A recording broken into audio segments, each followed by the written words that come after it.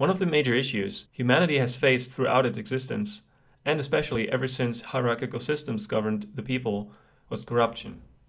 Corruption is defined in a multitude of ways, but I'm broadly referring to an immoral act or an act against your usual will or interest in the face of an advantage or coercion.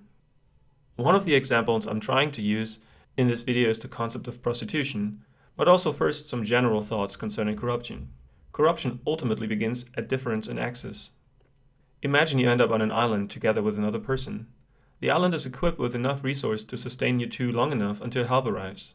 But it so happens to be that the other person holds a grudge against you and is also physically stronger than you. Because of that, the person collects the food resources of the island for him or herself and doesn't share any of it. Due to the fact that you are now not only weaker than him, but also starving, you have no choice but to beg for mercy. The person ultimately sees this as an opportunity to exploit you for his or her own gain in ways he or she normally couldn't, all thanks to the restriction of resources for you to use through the use of violence. In order for you to earn, which is still much less than that person holds for him or herself, you're to fulfill tasks for that person. Build a bed, attend, gather firewood, etc. Eventually, you also have to fulfill sexual desires of that person in order to get some food for yourself. This is what corruption does. Corruption leads to exploitation because of the difference in power of a person. Power here is not only defined by the physical strength, but also the lack of a community to support the weak, and the denial of access to necessary goods such as food and maybe water. How does corruption manifest in modern society though? I will keep it simple. Usually you have some interest group with some form of resource not available to another group. In exchange for that resource, you ask for benefits that help further your group's interest, while disregarding the interest of others. This comes usually in the form of money. Let's take climate change for example. There's a lot of companies which benefit from selling and using fossil fuels, but the externality of climate change is ruining their business. There are basically only three ways out: adapt, control, or die out. Since the company has a self-preserving mechanism like any system, dying is out of the question. So it either adapts by now using new technologies, or it manipulates and controls the information which ruins its business. And this is what leads to corruption. You find in studies claiming climate change is a hoax by politicians who oppose policies which ruins your business because of climate change, and so on. At least as this is still cheaper than reorientating yourself or, well, going out of business. This is on a macro scale, however. How about a micro scale? Let's say you are a 17-year-old girl. You come from a low socioeconomic background. Your parents might be unemployed. You have bad grades and an addiction to drugs. Not only that, but you're also pregnant. Fair to say your life looks grim, but you still care about the well-being of your child. You tune down your drug addiction, but still need some place to stay as your home seems unsafe and maybe your parents are also against you having a baby. The father is someone who already left and you have no contact to. Since your education is bad, you have a hard time finding a job, until eventually someone offers you one.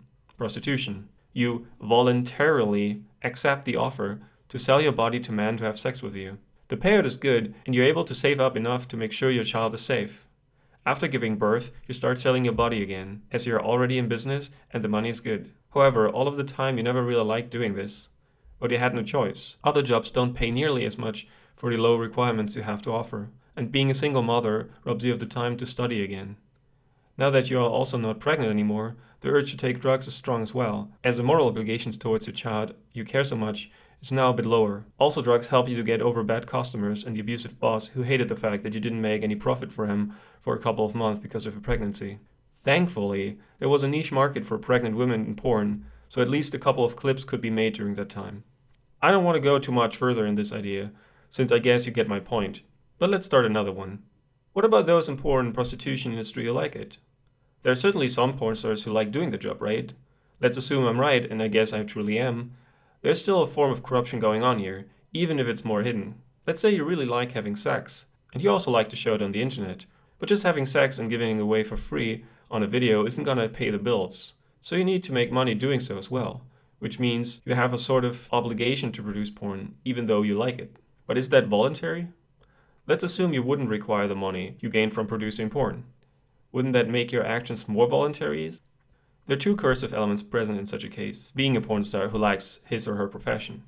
First, the general need to make money to pay the bills, support one's life. And secondly, generous offers for certain roles. Both are based on the same principle as the island example. You have no access to things you want, thus you do something for someone else who does have what you want in order to gain access to that thing. This is the basis of trade and thus markets. Even as a porn star who likes her job, you might sometimes get a role you normally wouldn't do, but the money you got for that is so good, or you required that money so much during that time that you still did it. So, how does the market make you free in that example? How could you classify such an action as voluntary?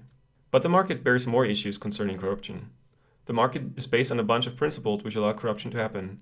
Property is one of them. If I own a piece of land on which I grow apple trees, I also own apples. Because I own them, I can do what I like with them, right? So usually what I do is to sell them to people for money. This only works because my property rights are guaranteed through an authority, be it me and my overwhelming power, or a third party protecting me and my property through law and enforcement of the laws. Let's say my competitor lost most of his or her apples in the harvest due to a parasite.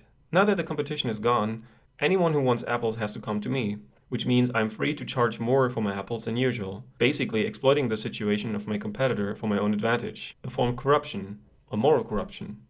But the thing is, this is totally normal market behavior. If you can get away with it, you do it. Another form of this is monetary manipulation. Since in order to gain access to resources in society, you require money, those with a lot of money can manipulate the action of those with a few. I used the example of prostitutes who offer their body for sex in exchange for money, of those who have extra money to spend on prostitutes, only to feed themselves and their child. But this works in other ways as well. First of all, almost all of us could use a bit more money for themselves. Some of us have debt to pay, others have big plans, and the next one just wants to have an easy life. So if someone offers you a good amount of money to do something immoral, you're likely to do so if you really need it. This is where the climate change manipulation comes into play.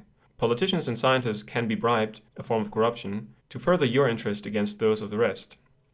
My point is that markets not only have no intrinsic mechanism to deal with corruption, but they also actively encourage it throughout the creation of scarcity, restriction of access to goods and services, and property, as well as massive wealth imbalance. Be it in the micro or the macrocosmos of society, markets allow for immoral behavior and even reward them. If you have other examples or even a rebuttal to this, make sure you comment.